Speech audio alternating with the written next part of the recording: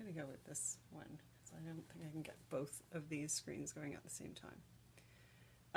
But hello and welcome to episode 3 of Pillow Talk. And look, there's someone on the pillow today. So Fabio's not working nights and has not been called off in the ambulance. So I have an actual living, breathing audience. Well, not that you're not living and breathing, but you know what I mean.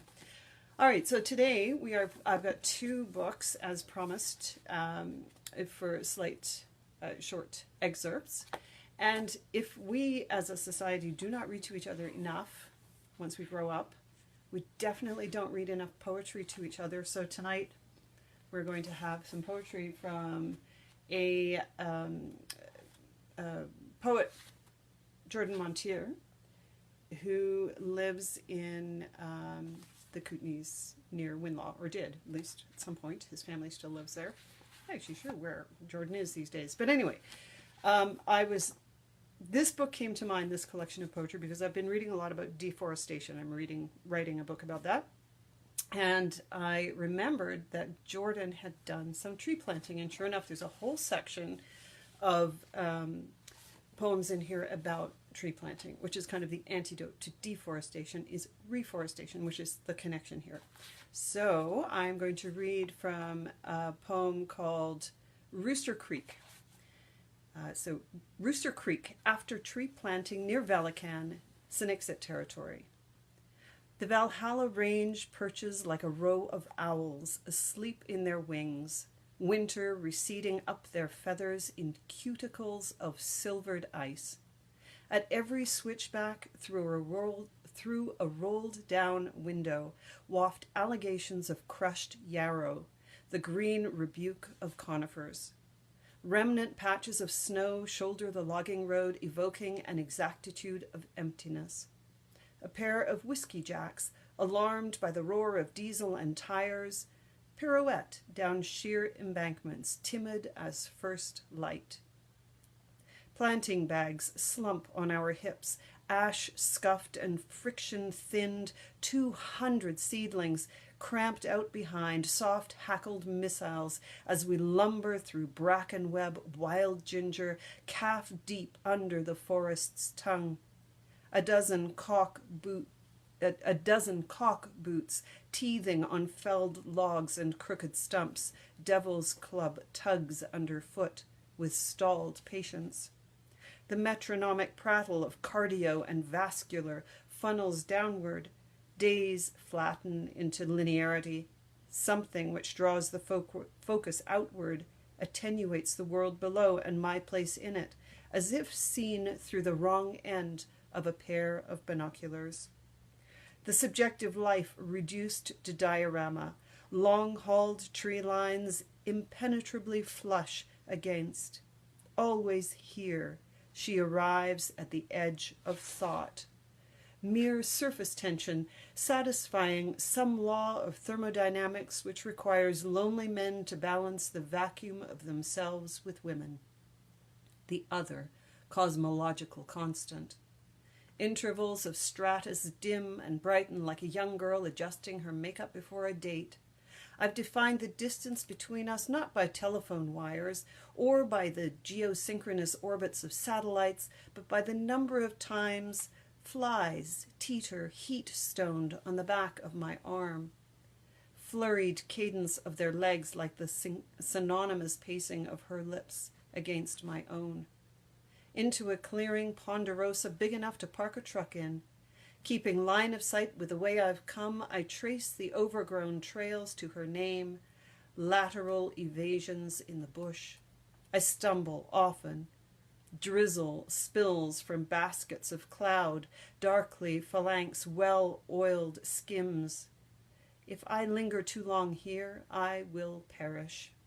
The weather is an inwardness. Alone on the slopes we bury our breath into our work, the damp slog of long days, bandaged with unwound sky. So that is Rooster Creek by Jordan Mounteer from Liminal, published by Sono News Press. And yesterday we read from that wonderful collection about France and Paris and all things French. And that reminded me how much fun I had when I got to spend some time in Paris, and how absolutely amazingly cool it was to meet the author of this book. This is a signed copy. This is The Geranium Woman by the very talented Hazel Manuel. And this book is about a Parisian woman, a CEO, who begins to question what it means to succeed. It's set in Paris, yes, but also in Mumbai. And Hazel has experience in both places. She lives in Paris. And it's pretty cool. It's an awesome book. And I'm just going to read to you from the prologue. First, her little introduction here says, the Geranium Woman is dedicated to the world's businesswomen who, by the very fact of their achievement, bring about positive change. All right, so prologue. Troy. T-P. The letters sat there black, bold, and resolute, as though the mere fact that I'd written them validated their power and the effect they had on my life. I handed him the sheet. I watched him stare at it for a long moment as the firelight flickered over his face, carving deep shadows in the hollows of his cheeks. A log shifted, and we both watched a spray of orange sparks fly up the chimney. He folded the sheet, kissed it, and handed it back to me. I spoke quietly. You know what this means. I went to Troy because I had to change my life. And by coincidence, or not, it was the time that people say the Mayans predicted the end of the world. Certainly the end of TP ended a world for me. I'd watched him that night through the kitchen window as he collected wood from beneath the trees. As he bent to pick up the logs, I saw his violent honesty etched into the lines of his face and the set of his eyes. Later, by the fire, he opened a bottle of Argentinian Malbec.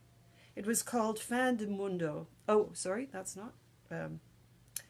Fin del Mundo. Here I was getting all ready for French. That was wrong. Fin del Mundo, and I smiled thinly at the irony. He remained unsmiling.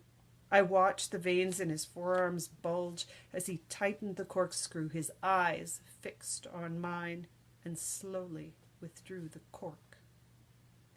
Burn the old to make way for the new. The words came to me silently from across the years, and I murmured them into the flames. He proposed a toast to the end of the world and clinked my glass more firmly than he needed to. His eyes narrowed, never leaving mine. We talked about trust and risk and freedom and fear. We both knew that we were talking about the end of TP and what that would mean. And then the next chapter begins, Mumbai. This is a story about a woman with a couple of lovers and a very interesting life taking over the helm of a big international corporation. Lots of fun, great read. I suggest you grab a copy. This one might be a little hard for you if you're in North America, but I do believe it's available on Amazon. And always, though, give your local independent bookstore a try first and see what they can do and see if they can track this down for you. Okay. Sweet dreams, everybody, and see you tomorrow for another evening of Pillow Talk. Are you still awake? Good job. Bye.